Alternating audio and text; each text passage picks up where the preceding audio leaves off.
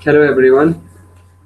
Today I am going to read from Ribhu chapter 15, verse number 1 to 6. And this chapter is called The Means for Conquest of the Mind. So let us start. As you know, this is being explained by the teacher Ribhu to his disciple Nidaga. So he is speaking to Nidaga now through these verses. Listen, Ribhu is speaking. I shall tell you further about the Supreme that instantly bestows the supreme liberation. All ever is of the nature of Brahma. All is of the nature of the peaceful Brahma. Rare says, whatever is seen as the world is of the nature of the undivided, perfectly full Brahma. There is never a thing apart. Whatever is seen as fragmented is of the nature of Brahman. So he is saying whatever is Brahma, good, bad, anywhere in between, whatever we can imagine, think, cannot think, is Brahma. Verse number 2, whatever functions in whichever way is also of the nature of Brahma. I will repeat this line again because it was not clear as I read. Whatever functions in whichever way is also of the nature of Brahma. Whatever is thought of in whichever way is also of the nature of Brahma. The injunctions of the Vedas are also of the nature of Brahma. The aphorisms of Vedanta are also of the nature of Brahma. The wonderful precepts of the Guru are also of the nature of Brahma. The infinitely great aphorisms are also of the nature of Brahma. Yoga is also of the nature of Brahma. Knowledge is also of the nature of Brahma. Verse number, verse number 3. Speaking without affection also is of the nature of Brahma. Speaking affably with kindness is also of the nature of Brahma. Listening is also of the nature of Brahma. Thinking is also of the nature of Brahma.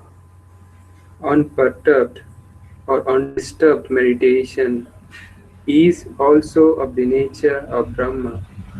Steadfast samadhi too is also of the nature of Brahma. Strong certitude is also of the nature of Brahma. Deep faith is also of the nature of Brahma. The exertions of the Guru or the discourse of the Guru is of the nature of Brahma. Offering obeisance to the Guru is of the nature of Brahma.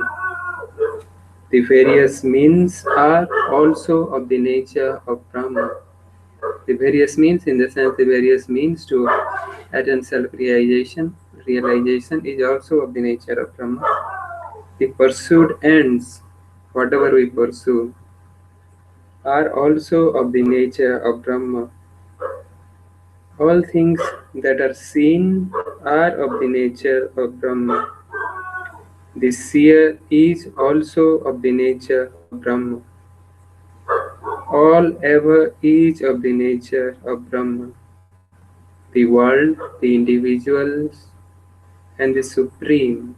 The world, the individual, and also the Supreme are also of the nature of Brahma. Verse number 5. As anything seen as apart from Brahma will only produce sorrow-inducing fear. The contemplation that all that is seen is only the seer, that is Brahma, and then proceeding to cast off even that thought of all being Brahma, and then being lost in silent meditation in the void, will confer unsurpassed bliss and rid oneself of fear. Because of this certitude, turn your attention to the abidance in meditation. So, whatever is seen is also of the nature of the seer, is seen within the seer itself, and that is the Brahma. When we contemplate on that and finally go beyond that and beyond the contemplation and being completely present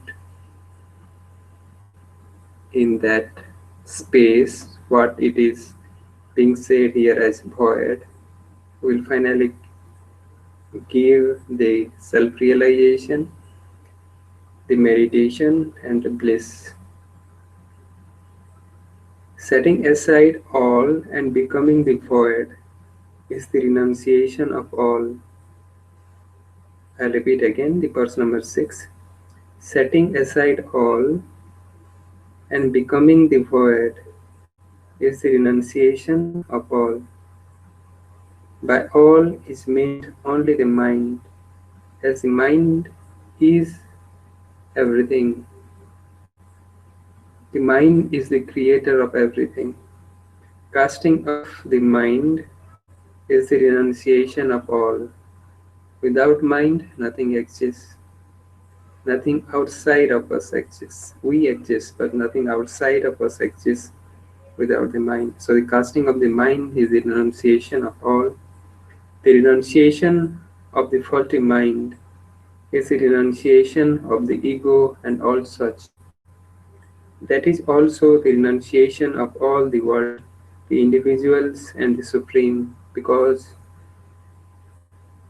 all individuals, the world and the supreme are also created by the mind only. Nidaga, that will give you unsurpassed and wonderful bliss. So at the end, Sage Ribhu is saying to his disciple Nidaga that renunciation, by renunciating the mind, you will gain unsurpassed and wonderful bliss. Okay, thank you so much for listening and see you next week. Bye. Namaste.